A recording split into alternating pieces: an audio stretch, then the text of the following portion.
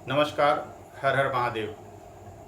काशी से मैं आचार्य रवि प्रकाश मिश्र आज पुनः महादेव की नगरी से आपके समक्ष उपस्थित हुआ हूँ, आपकी कुछ समस्याओं और उसके समाधान लेकर। बंधुओं, जीवन में अनंत समस्याएं हैं। जब मनुष्य जन्म लेता है तब से दुख और सुख एक चक्र की भांति ऊपर नीचे होते रहते हैं। यह जीवन की एक लीला है। दुख के बाद सुख और सुख के बाद दुख। उसी क्रम में जन्म कुंडली के अंतर्गत विवाह में बाधा उत्पन्न करने के लिए मंगल दोष एक बहुत बड़ा दोष बताया गया है। जब किसी लड़के के या लड़की, आपकी पुत्री या पुत्र की कुंडली में यह दोष स्पष्ट होता है, यह दोष दृष्टिगोचर होता है कि आपकी संतान मंगल दोष से उसकी कुंडली बाधित है, उस परिस्थिति में अनंत चिंताएं आपके दिमाग में हिचकोले खाने लगती हैं। चूँकि हमारे समाज में यह प्रचलित है कि अगर मंगल दोष के कारण उत्पन्न बाधा की शांति नहीं हुई तो वह दूरगामी प्रभाव डालता है। अब मंगल दोष क्या है? आपकी, हमारी या समाज में किसी की कुंडली में अगर मंगल दोष है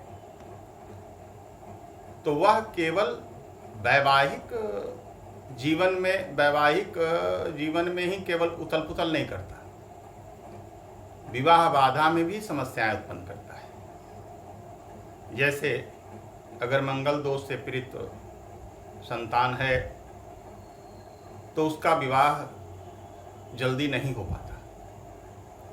इसका एक मुख्य कारण यह भी है कि चूंकि हमारे शास्त्र में यह वर्णित है कि मंगला लड़का की शादी मंगली लड़की से ही होनी चाहिए, मंगली लड़की की शादी मंगला लड़के से ही होनी चाहिए। इसको ढूंढना भी एक बड़ी समस्या है।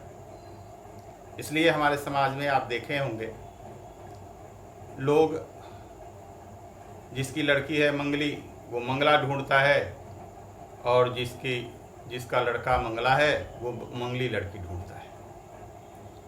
ढूंढना ही चाहिए, क्योंकि इससे सामंजस्य बराबर का बैठ जाता है।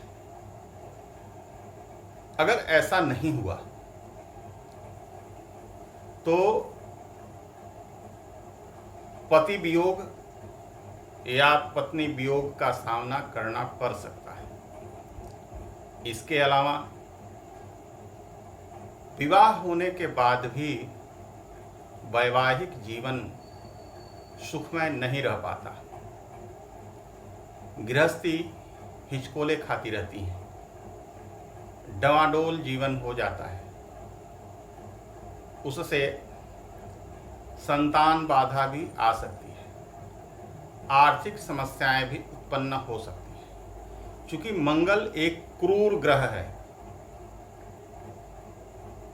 अगर दोनों का विवाह मंगला का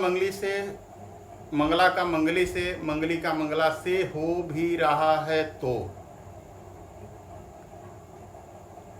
सारे चीज एक हो गए, मिल गए, लड़का पक्ष और लड़की पक्ष प्रसन्नता है, तो भी कुछ क्रियाएं हैं जो जरूर करानी चाहिए। यह आप गांठ बांध लें। क्योंकि जब आप उसकी शांति के उपाय कर लेंगे तो आपके जीवन की समस्याएं, वैवाहिक जीवन के बाद होने वाली समस्याएं समाप्त हो जाएंगी। इसलिए मेरा आपसे आग्रह है कि मंगल दोष निवारण की शांति जरूर कराएं। अब है कि मंगल दोष निवारण की शांति कैसे होगी। इसके लिए आपके पास पुत्र है या पुत्री, समस्या ये नहीं है। समस्या ये है कि उसका मंगल दोष, मंगल ग्रह का दोष का निवारण कैसे होगा। इसके कई उपाय शास्त्र में बताए गए हैं। जैसे किसी वृक्ष से उसका विवाह करा दिया जाए,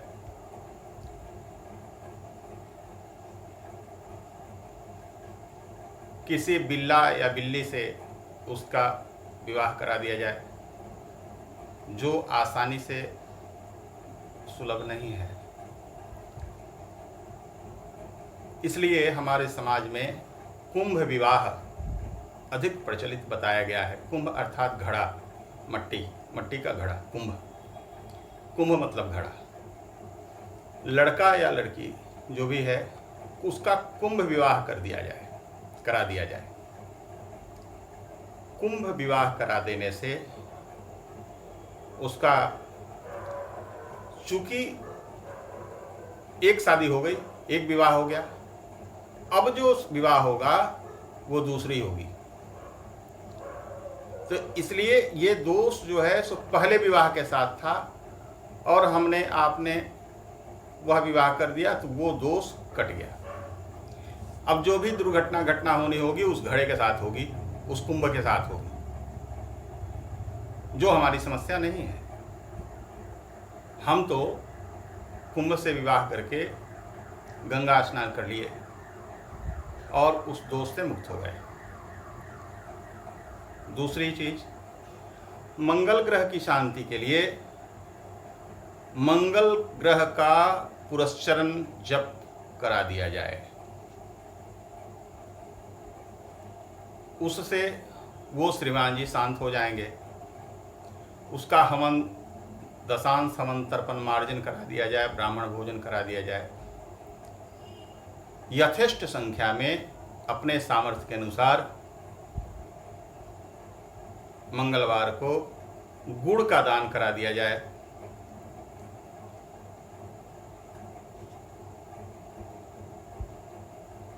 ब्राह्मणों को और भिखारियों में। अभी शादी नहीं हुई है तो आपकी जो भी संतान हो, मंगला गौरी की पूजा करें। मंगला गौरी पार्वती ही है। माता पार्वती का एक स्वरूप है, एक नाम है मंगला गौरी। काशी में मंगला गौरी का प्राचीन मंदिर है। आपके यहाँ नहीं भी है तो कोई बात नहीं, भावना से, अपने भाव से माता पार्वती का मंगला गौरी के नाम से पूजन करें। मंगलवार का व्रत रखें,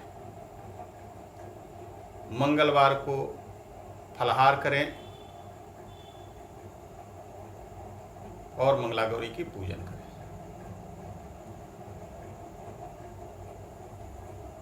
इससे मंगल दोष जो आपकी कुंडली में उत्पन्न है उसकी शांति होगी और वह बाधा आपके जीवन से हट जाएगा। बंधुओं, जब आप मेरे वीडियो को सब्सक्राइब करते हैं, लाइक करते हैं, शेयर करते हैं, कमेंट करते हैं उस पर, तो मेरा उत्साहवर्धन होता है। मेरे मन में जिज्ञासा होती है, इच्छा होती है कि मैं आपके लिए अच्छे से अच्छा मार्गदर्शक बन सकूं। मैं चाहता हूं कि एक प्रश्नोत्तरी कार्यक्रम प्रारंभ किया जाए जिसमें आप अपनी जिज्ञासा के अनुसार प्रश्न करेंगे और मैं उसका यथेष्ट उत्तर दूंगा। तो ये प्रश्नोत्तरी कार्यक्रम मेरे इस चैनल पर, वीडियो पर आपको दृष्टिगोचर होता रहेगा। आप अपनी जिज्ञासा के अनुसार उस प्रश्न को पूछें, मैं उसका उत्तर देने का प्रयास करता रहूँगा और करूँगा। बंधुओं, तब तक आप मुझे आज्ञा दीजिए, मेरे वीडियो को शेयर कीजिए ताकि आपके परिचित रिश्तेदार या आपके मित्र वहाँ तक यह वीडियो पहुँचे। हो सकता है वहाँ भी कोई समस्या हो, तो मेरे इस वीडियो के माध्यम से उनकी भी समस्या का समाधान हो। तब तक के लिए नमस्कार। हर हर महादेव।